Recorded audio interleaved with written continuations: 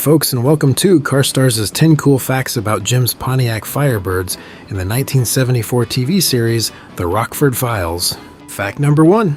Although the exact numbers aren't available, it's estimated that there were around 16 different 1970 through 1978 model year Pontiac Firebirds used throughout the 6-year run of the show. The Firebirds were modified and maintained by James Garner's own created company called Cherokee Productions, and most were Esprit and Formula trim models. Some were used as hero cars for close-up scenes, while others were used for stunt, chase, and/or camera vehicles.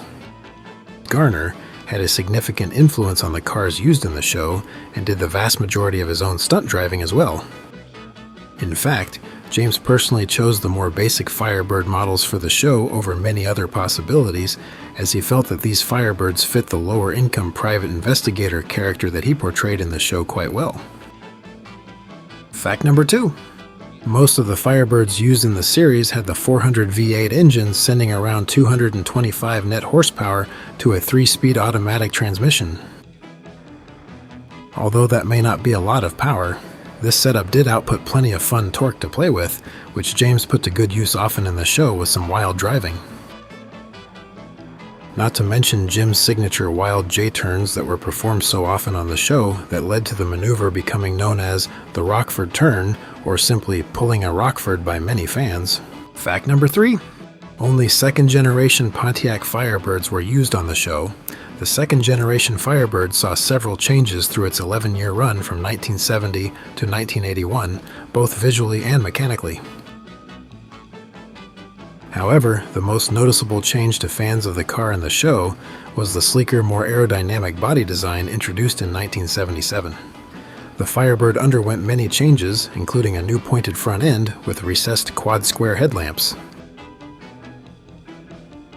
1977 also solidified the Firebird's status as a well-known movie star, thanks primarily to Burt Reynolds driving a black and gold special edition Trans Am in the smash hit movie Smokey and the Bandit, boosting the Firebird's popularity and sales massively.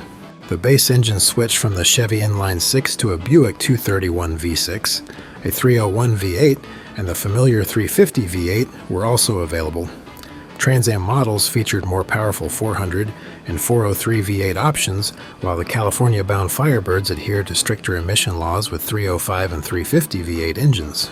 As the 1970s were coming to a close, the 1979 Firebird front end was redesigned yet again with 4 rectangular headlights within separate bezels, and the split grille was repositioned below them, along with a few other styling changes across the body.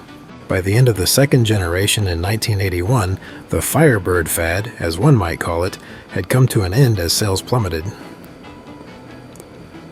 The Firebird model did live on for 2 more generations up through 2002, but it never recaptured the popularity that it achieved within the second generation model years. Fact number 4. You might be wondering why on earth would any Hollywood production allow an actor to control so much of the vehicle casting and even how they were modified for a big project TV show. Not to mention being allowed to do so much of the real, fairly risky stunt driving as well? Well, unlike most actors, James Garner was not only known on the silver screen, but was also quite well known in the auto racing world. His passion for racing significantly influenced his Hollywood career, shaping both his roles and his personal life. In 1966, Garner starred as Pete Aaron in John Frankenheimer's Grand Prix, showcasing his commitment to authenticity by learning how to drive F1 race cars in order to do all of his character's own stunt driving for that film. Beyond the movie set, he co-founded the American International Racing (AIR) team, connecting drivers with manufacturers for major auto racing events like Le Mans, Daytona, and Sebring.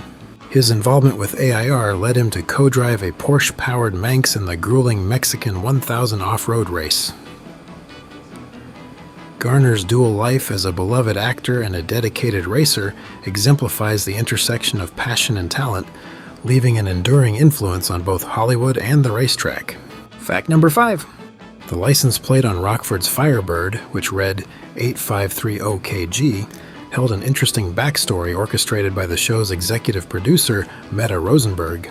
The cryptic combination OKG stood for Oklahoma Garner, blending the actor's birth state and his name. Additionally, the digits 853 represented August 1953, the pivotal month when James Garner secured his first acting role. Funny enough, The show's art department initially misinterpreted the joke, resulting in the plate reading 8350kg during the earliest episodes. Fact number 6. Garner preferred the subtle aesthetics of the Esprit model Firebird in particular to fill the role of Rockford's car.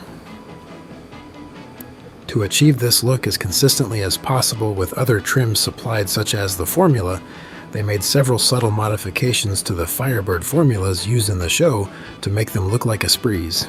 They replaced the formula's twin-scoop hood with an Esprit models, removed the rear spoiler, removed the formula badging, and used base model wheels.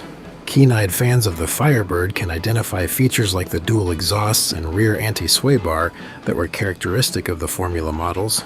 Suspension parts were upgraded on the early Esprit models to Trans Am/formula parts to improve handling as well.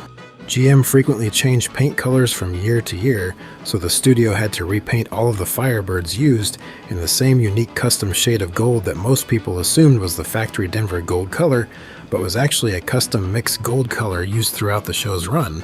Some referred to the special shade of gold paint as Sierra Gold or Solar Gold. Viewers were left without an explanation for the updated front-end styling of the cars, which GM periodically changed throughout the second generation of the Firebird. However, for the last 3 seasons, a 1978 model was used due to Garner's dislike of the front-end changes introduced in '79. Fact number 7. Considering the studio's arrangement with GM to receive 3 new Firebirds for each season of the 6 that the show ran, some may wonder why there were no 1979 or 1980 model Firebirds featured in the show. Well, this once again is a direct result of Garner's control of vehicle preferences within the show. Much like myself, Garner didn't care for the 1979 front-end styling redesign that lasted through until the end of the second generation Firebird in 1981. Although, of course, opinions always vary when it comes to body styling, but I have to agree on the point that this brief styling change seemed to be a step backwards for the Firebird, but at least it only lasted for a few years before the complete redesign update for the third generation that released in 1982. Regardless, the impact of the Rockford Files extended beyond the screen. General Motors witnessed a surge in Firebird sales due to the show's popularity, which triggered the aforementioned action of GM supplying the show with Firebirds. Fact number 8. In 2019, one of the screen-used later season 1978 Firebirds came up for sale at a Barrett-Jackson's auction. As a finally restored example of one of the few surviving cars from the series, this auction was quite spirited, as you might imagine, due to the Rockford Files being quite a popular show of the 70s.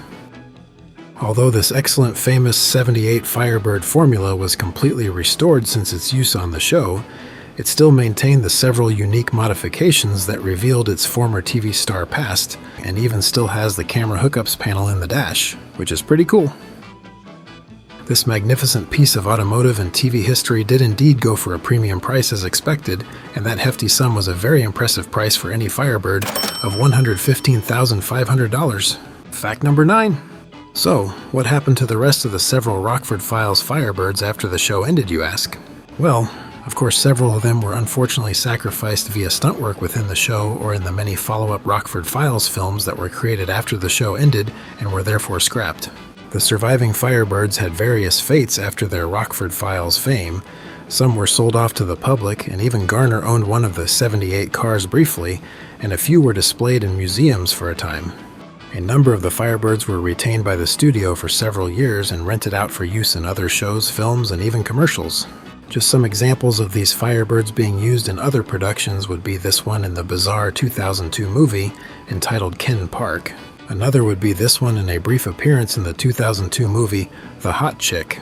Then in 2003, one was featured briefly in this Little Debbie Snacks commercial, and this is not even a complete list of their various featurings in other productions, just a few.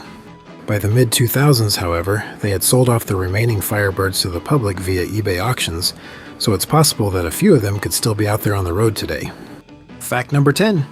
Looking into the scale model scene, oddly enough, even though the show was very popular for several years, there was very little official merchandise in terms of toys and models anyways. In fact, there were no official model kits released, although this so-called fantasy box art, 1/25th scale fake fan-made NPC model kit box design, probably got many people's hopes up that there was one, but sadly this was not real, There is, however, this quite awfully executed 1/64 scale die-cast Hot Wheels model that doesn't even really look much like the Firebird in the show at all. Fortunately, kits of both body styles are actually currently available. If you'd like to build a replica similar to the earlier 74 model used on the show, then this 1/24 scale 1970 model kit from Revell would be a good base for that. If you prefer the later used 77/78 body style instead, then this 1/24 scale 1977 Firebird model kit from MPC would be the ticket to do just that.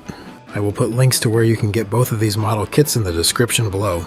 And for those of you who haven't seen it yet, I have recently created my own diecast card channel named Show and Tell Diecasts that I display and detail my diecast models that I now add videos to weekly also.